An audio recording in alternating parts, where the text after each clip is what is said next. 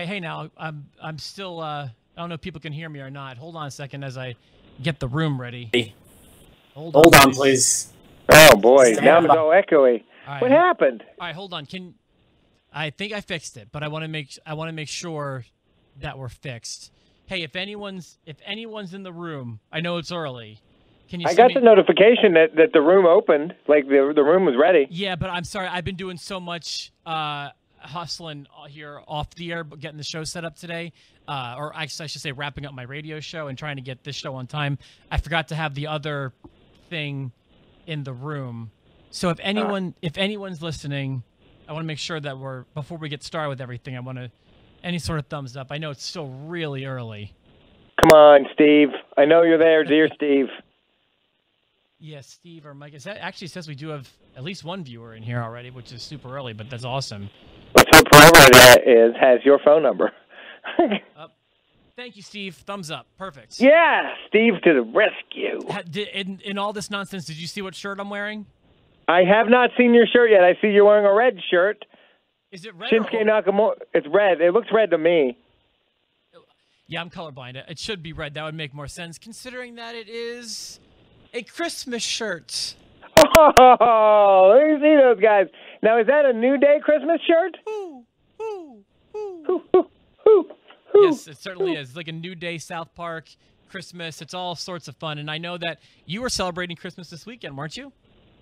Yeah, the kids woke up on Sunday morning and we were singing Christmas carols, and Evan wanted to listen to Christmas music, and he got out Santa hats, and then everybody went to the pool, and our elf magically showed up. He does that sometimes when you're in the summer just to, bring a little Christmas magic. He'd put a Christmas tree up in the house and just showed up and spread some Christmas cheer. Man, I have so much I want to talk about today. And can we start?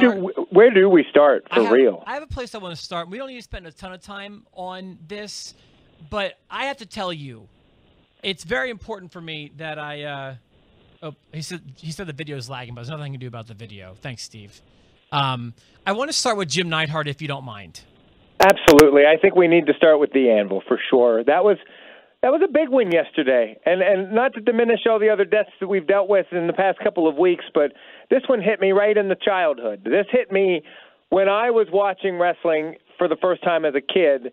I know you started in '94, but I started in '84, and dealing with the Hart Foundation and watching them wrestle the Rockers and watching them wrestle the Bushwhackers and watching them wrestle Demolition. The Anvil was the man. Before you had Bret Hart separate to be the best there is, the best there was, the best there ever will be, it was Bret and the Anvil, and Jim was an integral part. Without a doubt. But let me also tell you, in the same way, there are a few people that I can say, if they didn't exist, I wouldn't be here on the radio. I wouldn't be here doing this podcast. I wouldn't be here in Evansville. One of those people is Michael Jackson. And I don't know, but the reason I got into music and radio was because of the music of Michael Jackson. How does this play in? And also, that got me into things like Howard Stern, which got me more interested in being on the radio. Howard Stern's on their list for sure. Without these things, I would not have met Jerry Valeri, would not have met Steve, Mike, all the post-to-post people, would not be here in Evansville without a doubt. So you wouldn't have met your bride.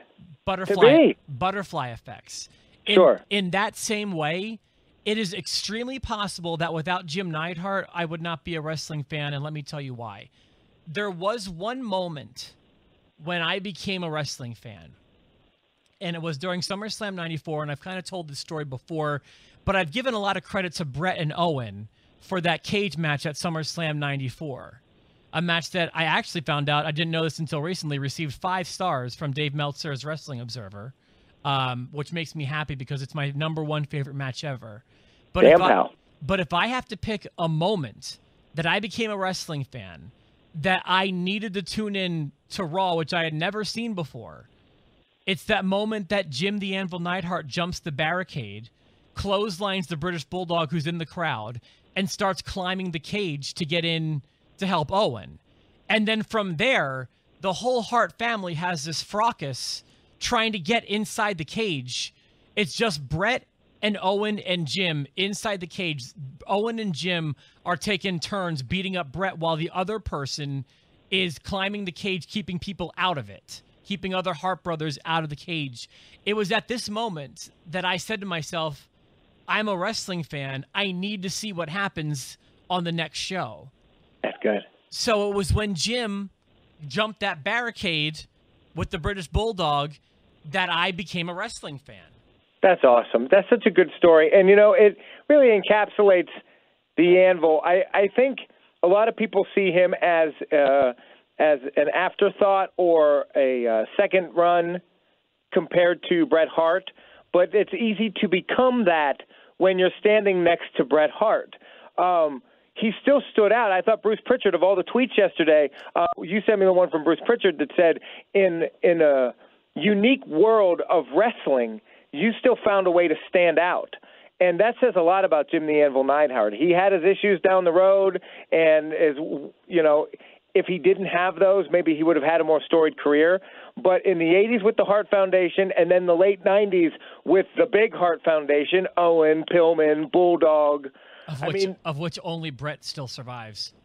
You say he's part of the match that got you into wrestling. He's part of what I think is one of my favorite angles ever in wrestling, ever. And it was an accidental angle. It was the one where you have Canada versus the U.S., but it's not forced down your throat. It just organically happened where, Steve Austin gets killer, intense heat in Canada and can't barely even cross the border without people wanting to kill everybody. And then you come to the U.S. and the Hart family gets the bad guy heat. And it's like a war of countries, and it was awesome. It was such an interesting time. And then I also want to mention, so you know how I'm watching right now, I'm still in the TNT phase, but I'm just watching wrestling chronologically. Sure. I'm in 85, and I'm at the Hart Foundation's very first appearance on TNT. It's so good. It's August of 85. I'm not going to say it's so good. But are they wearing blue at that? They're wearing blue then, right? No, they're not wearing any distinctive colors yet. But I remember it was like black and red and then blue, and then they get into the hot pink a little bit later. I think it's still the black and red phase, but they're just wearing street clothes in this interview. And it's so interesting because it's so early in their WWF career, and it is very clear at this time that Jim is the star and Bret is the afterthought. Because he played in the NFL. Well, it's not even that, but okay, first of all, who looks like the cartoon character?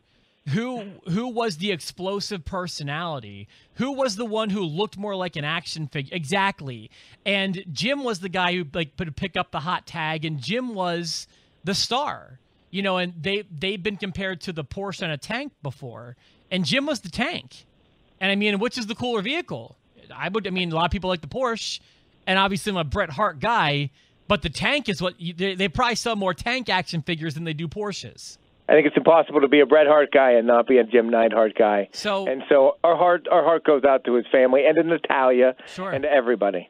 And also, to get things started with Raw last night, one of the most respectful and quiet I've ever heard any crowd be was last night when Ronda was talking about Jim. They were just silent, they were just attentive, and they were respectful during that moment. And then later they show the video package, and they really did pay tribute to Jim Neidhart in the right way. I might not have a popular opinion here, but I think her heart was in the right place, but I think Ronda blew it with it in the ring talking about Jim Neidhart. It felt too stiff. It almost felt like they told her what to say instead of letting her go out and just say what she wanted to say, and she just. I don't know. It just didn't land with me right, and I was hoping that they were going to pay tribute in another way as well, because while I think she wanted to be respectful, I just thought it came off sounding stiff and force-acted. For a storyline purpose, I get why they had Ronda do it, but I feel like, first of all, I was surprised pleasantly that he got the video package treatments. Great. I would have said, if you asked me to take a guess, I would have said he was going to be a graphic at the start of the show, and that would be pretty much it. They didn't even show a graphic at the start of the show, and I was a little shocked at that. I was too, and then they start off talking about him, and then the very well done video package later that night, I was very impressed. He got the Roddy Piper treatment, and I think that's awesome because I think a lot of people wouldn't have expected that from the WWE for Jim Neidhart. But, if you listen to Something to Wrestle with Bruce Pritchard, just quickly, he always talks about how all the chances that Jim Neidhart got, and Stu would call Vince and be like, "Oh, the Rhino, you have anything for the Rhino?" Me and John were doing the impression all yesterday. Hold on, let me do it real quick if you don't mind. Please. Hey, Vince, Stu here. The big bastard's looking for work. You think you got some room for the Rhino? That's perfect. That's really good. You gotta rub so well your done. hands together. See, it's the big bastard, the Jimmy the Anvil's looking for some. He's in a good spot, Vince. Could you find the Rhino something to do? What do you say? While I do believe that Vince always had a soft spot for Stu, and that was partially the reason, I believe after last night that Vince also had a very big soft spot for the Rhino. Yeah. I think it wasn't just Stu. I think he loved Jim and too. Dude, when you think about what Vince loved in the 80s about wrestling, he was a cartoon character. He was what wrestling was. He was a superstar. Yeah. So, Jim Neidhart, I want to thank you for everything you did that kept me as a wrestling fan. You got me hooked, man, and you did a good job. Rest in peace, pal. Rest in peace, pal. R.I.P., pal. Love him. So we started talking about Rousey a little bit here. Did you think it was forced? Did you think that came off stiff, or am I just being too hard? I guess I didn't get bothered by it because I was looking for people to memorialize the big Rhino, and it fit storyline wise. And if I'm not mistaken, Ronda and Natty are shoot friends, so. Yeah. I guess I didn't get bothered by it. I didn't get bothered by her having the opportunity to do it. I just thought that her delivery was bad, and it upset me a little bit. But her delivery is always stiff. So the first 30 minutes of Raw, I mean, we are in for a penny, and now we are in for a pound with Ronda Rousey, Alexa Bliss, Alicia Fox, and security guards. Yeah. Hey, before we get to that, there was actually one note I had from before. I was aware that Renee Young was going to be on the show. Were you aware of that? I was not aware of that. I was very surprised, and I'll go ahead and I'll say it right now. I thought she did a great job, and I would be really happy if she was part of that team permanently. I think and with all the women's stuff happening right now, this one actually feels like it could be just organic and natural. And if they wanted to give Coach the boot or Byron the boot, or, I think Otunga's already gotten the boot, but she's better than any of those people. Yeah, I think Byron probably gets the boot here. They clearly want Coach, although I would not be sad. I like Coach too, but I wouldn't be sad if Coach went. And it wasn't lost on me that Corey Graves gave the eye roll when Cole says Coach is on special assignment. Corey Graves gives the old eye roll, and then they go to Renee Young and she didn't drop the ball.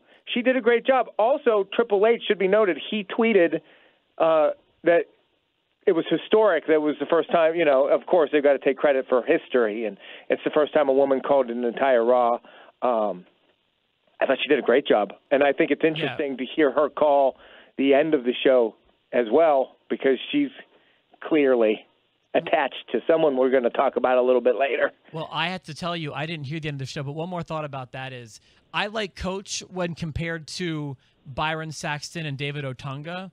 In general, I'm not a huge Coach guy.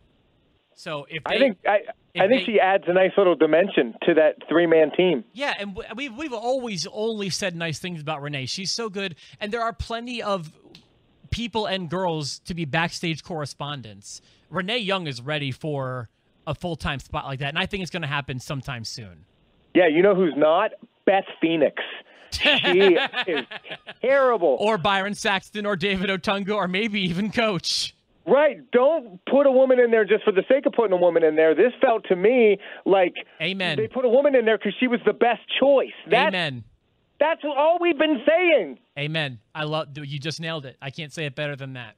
Give us the female WrestleMania main event when it's really the best match on the card. And I'm happy to get there, but let's just get there. Get there. Let's not forget, I am the guy who said at least it was like tied for first place a few years ago, that triangle match, the triple threat match with It was Becky, Sasha, and Charlotte. Outside of maybe the opening ladder match, that was the best match of the show, that women's match that year. Well, and I thought the Sasha Banks Charlotte Falls Count Anywhere on the Raw was one of the best matches of the year. A few years ago, right? Yeah, a couple years ago. Yeah. Okay, so I need to also start by saying I know some really exciting things happened at the end of Raw. I caught up with a quick highlight video that WWE put out on YouTube. Yeah. I had some technical difficulties. Let me explain what happened to you. So last week, pal, I changed cable companies here in Evansville. Oh, boy. And I, in turn, got a new cable box, and I had everything set up. I did not, I guess, I thought I did this, but maybe I didn't. I think I only did it for the first week that I had it. I did not record. I recorded. The Raw set to run until 9:05 here in Evansville, and I did not set an overrun past that 5 minutes. So at 9:05, it cut, and Seth Rollins hadn't even come out yet. Oh, no. He wasn't even – well, because when he comes out, I mean, then everything starts to happen. But I've got so many – that's happened to me before. I have so many fail-safes set. I have Raw set to tape, and I have SmackDown set to tape with overrun. But I also, for whatever reason – I have Crisley Knows Best set to tape, and I'm not messing around. Like you're not screwing me over. Yeah. And I've got Mrs. set to tape. I want to watch that, but Crisley I could do without. But I have that set to tape. SmackDown always ends at the right time to the second. That's the way SmackDown works, but Raw is not that way. No, Raw picks and chooses and gets to overrun when they want. Do you just want to jump into the main event? I have one huge note to say about it because if you saw the video, then you see what I saw. What did you see? I saw that Dean Ambrose was spending his time at home eating protein and lifting a lot of weights. And cutting his hair. He is jacked. He's jacked. He looks great. Let me see him in full HD on my 60-inch. I saw him on a like a computer screen when I was... just the traps alone, and his arms are jacked, and he looked serious, and I did not mind the haircut. He came out, I was like, we felt like he could come out last week, too. You and I both felt like he was going to come out sooner or later, and then when I'm going through the show, and they're talking about someone going to be in Seth's corner, I'm just like, Dean Ambrose is coming out, but it's not scrawny Dean Ambrose. Dude is stacked. So he is swole. I think you just answered my next question. It is not a tag match, correct? He's not wrestling at SummerSlam. Nope, it is Seth Rollins with Dean Ambrose in his corner versus Dolph Ziggler with Drew McIntyre in his corner. And it's going to be a real brouhaha. Well, I can't wait. We've been saying they need to do something to make this more exciting than the last month's match, and they found a way to do it. Man, I mean, and they main evented Raw with it. It's funny because they could have main evented Raw with what happened at the end of the second hour too. That was a huge moment. You talking about Heyman and Reigns? Yes. So I loved and hated this segment. Let me tell you my notes about that, if you don't mind. Hated it. I loved it and didn't hate it. So I'm interested to hear where the hate comes. Well, okay, start with your love.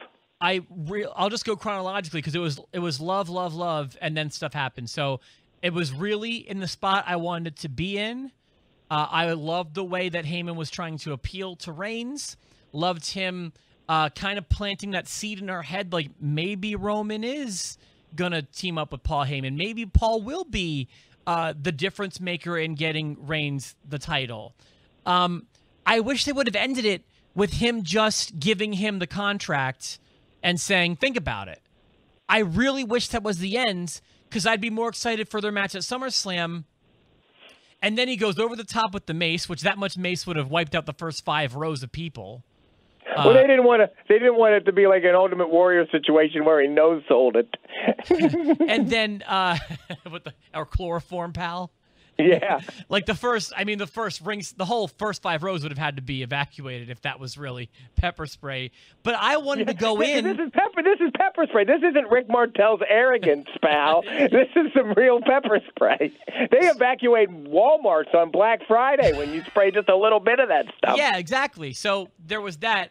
But my problem wasn't even the over-the-topness of that. It was really just, I wish they would have left it off with, is is Roman thinking about going with Paul Heyman. That would have been the better way to end it, in my opinion. Well, you've got the double turn that they show you, which leads me to believe there's a triple turn coming at SummerSlam. If not, they would have saved the double turn for SummerSlam, don't you think? What do you mean? Well, I mean, Paul, everything they've done up to this point, last 2 weeks ago getting choked by Brock, and then last week crying like his dad died, and then this week it's the double turn. It just felt like if you were going to have Paul Heyman swerve everybody, you were going to reveal that at SummerSlam. But since they revealed it at Raw, it leads me to believe he's still going to screw Brock Lesnar over on Sunday. And you know what? I haven't fleshed it out yet. We have a prediction episode coming that I really am confused about. Well, it seems far-fetched to me, but it also seems smart, and let me tell you why. And by the way, this has been an angle that's been booked smartly, assuming Reigns wins the title on Sunday. So you've gotten fans, the real fans, to hate Brock. And you've gotten a lot of those people, certainly not all of them, but a surprising majority of them, to actually start cheering for Roman for Sunday's show. Those people also love Paul Heyman. And I feel like if you make a union between Paul and Roman, that could be everything a lot of us need to start cheering for Roman. I agree with that, and I also feel as an extension that Roman, even without Roman, taking Paul away from Brock puts even more heel heat on Brock with all the smart fans. And the fans that weren't booing Brock started booing him the minute he heard Paul Heyman. And so pulling those two apart, no matter where Heyman goes, was great to get Brock booed. I agree with that 100%. And I think that it would have helped Roman too. I was hoping he was going to go somewhere other than Roman, but who knows? Well, I think Roman could be a really good choice, and I think that it's coming together to actually get Roman where he needs to get to. Mm-hmm. So there's that. What else did I think from Raw? Oh yeah, one of my first notes was, "Good God, pal! Alexa Bliss is already a 5-time women's champion. This is getting absurd." I did not know it was 5 times. I didn't realize it was 5. That's absurd. That's effing crazy. She's going to top Charlotte soon if she hasn't already. Also, did you know did anything funny jump out at you during the Roman Reigns promo? I took a note and I rewound it to make sure I wasn't crazy, and I wasn't. What?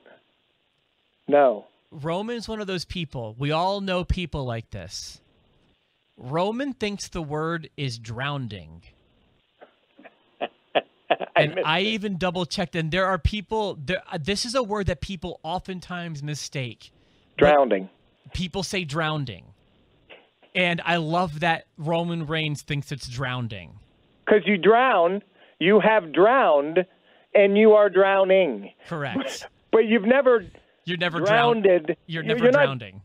You're not drowning to the point where you've drowned. Correct. So that's I love that, and I even went back. I was like, I have to, before I make fun of him on the podcast, I have to make sure that he did it, and he did it twice.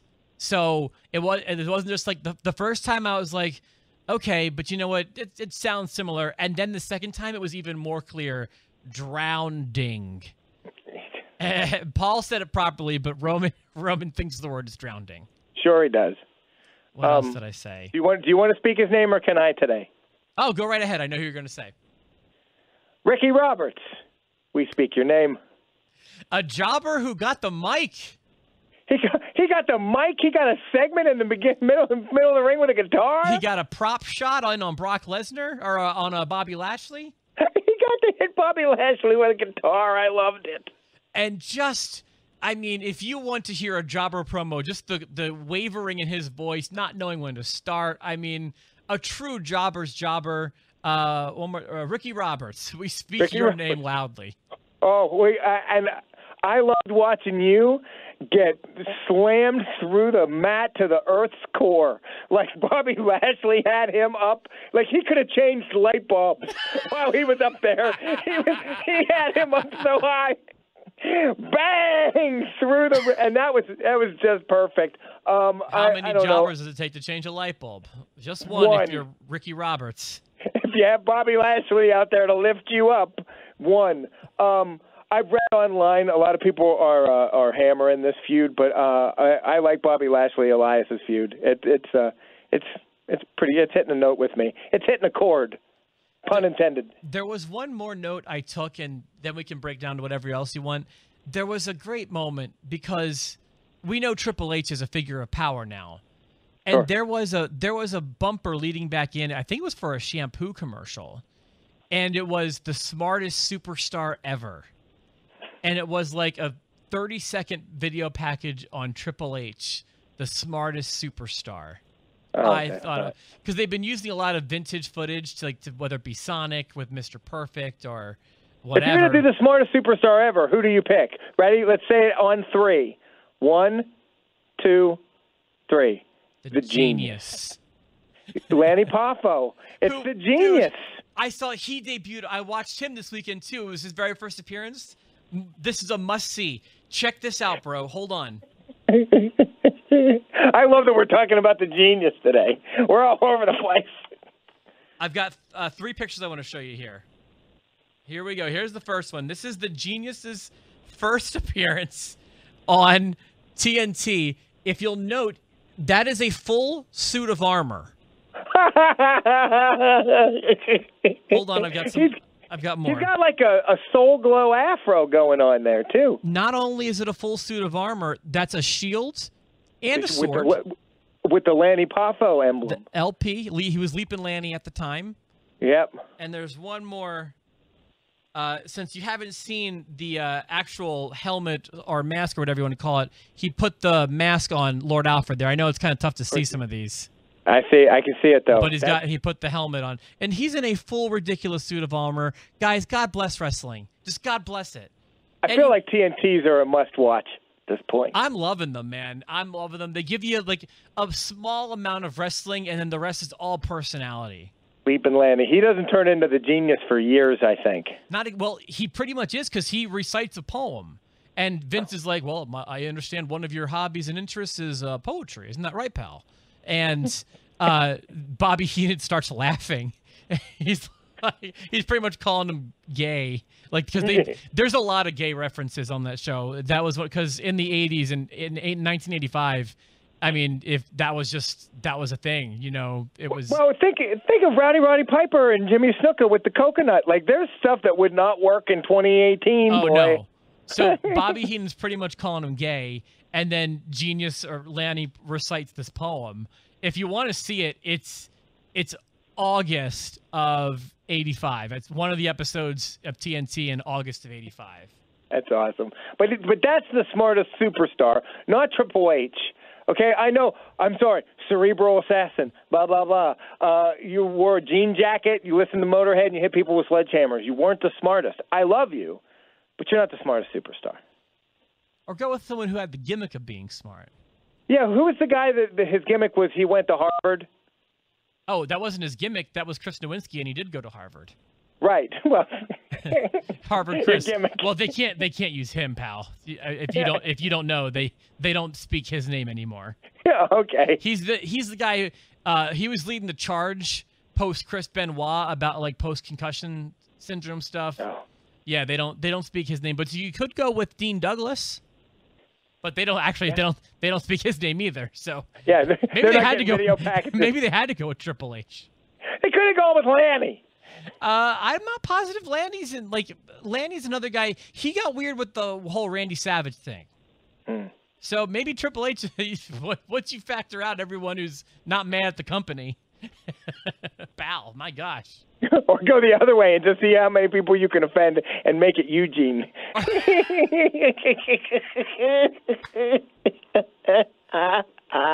Is there really only 3 people who had a gimmick of being smart? Oh, please. I think so. Yeah, Nowinski, Dean Douglas, and Genius. You could go with Matt Stryker. He did the teacher gimmick in ECW because he was a real-life teacher, shoot teacher. Sure. I can't think of anyone else who really went for a smart gimmick. It's underrated. There's got to be more. It's an underrated thing. No, it's an underrated thing in wrestling. Nobody's doing school smarts. Man, is there anything else we need to really? I mean, I can pull up a breakdown, but I feel like those are the major things. I thought it wasn't a crazy strong show. When you factor out that I missed the ending, I thought it was about as good as last week. And then when you factor in the ending, I thought it was better than last week. When you take into account that I enjoyed the commentary immensely. Oh yeah, good point. I like the Roman Reigns stuff. I thought the tag triple threat was very good. And you had Brock Lesnar showing up, and you had Dean Ambrose returning, looking jacked as hell and kicking butt to end the show. It's a B Raw for what they've been doing lately. It was a good Raw. I don't see SmackDown beating it. I'm happy with the go home to SummerSlam. There was about an hour and 20 minutes of crap I would like to not have seen. That's what I would. I just want it to be 2 hours again, so desperately. But it was good. It was a good Raw. I thought it was a good Raw. I agree. It will probably win the week, but it is beatable in my opinion. It's tough to beat. I wonder, do you think they'll do Jim Neidhart again tonight? Probably, yeah. I would think so. Okay. If they don't, I'm giving it to Raw. Okay. Well, pal, I thought it was a good episode. I think we didn't go like point by point, but we covered the major stuff, and I'm glad we spent a good bit of time on the Anvil. And thank you for participating today, man. I appreciate it, pal. Your shirt makes me so happy, pal. Hoo, hoo, hoo. Hoo, hoo, hoo. Hoo, hoo, hoo. All right, man. So, listen, another episode tomorrow and another episode Thursday because we got predictions on Thursday, pal. Darn straight, pal. Cannot wait. Yeah. And don't forget, I want to remind you, I kind of forgot about this. NXT coming up on Saturday. I'll be watching. We'd be foolish not to. The NXT takeovers have been so great consistently. We'd be foolish not to see it. Yeah, so I'll be watching Saturday, too. And stay tuned for 2 more episodes this week of Post to Post.